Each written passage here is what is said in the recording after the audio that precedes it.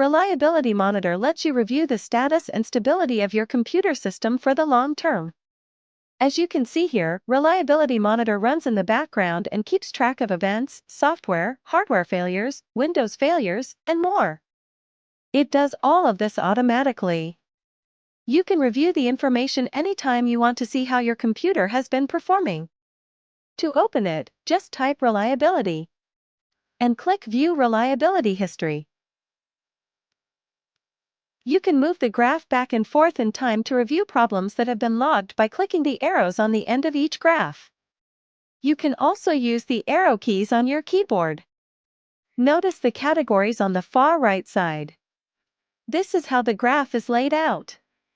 You match the category, say Windows failures, with a date. If you click any entry, you can learn more about it. Take a minute now to click any red X's you see.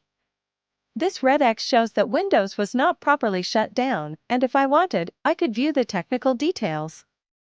You can use this information to troubleshoot computer problems. You might find that once a week or so, say, a specific application fails. When you discover something like this, you might try reinstalling the program, running it in compatibility mode, or perhaps even replacing it with something more stable.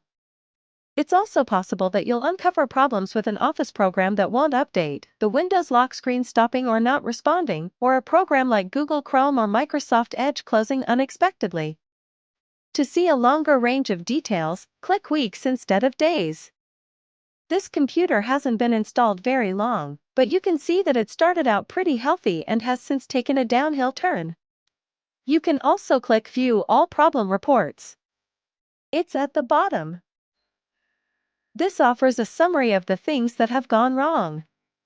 It's grouped together for easy reading. If you see problems that repeat here, dig a little deeper to find out why. You can also save the reliability history.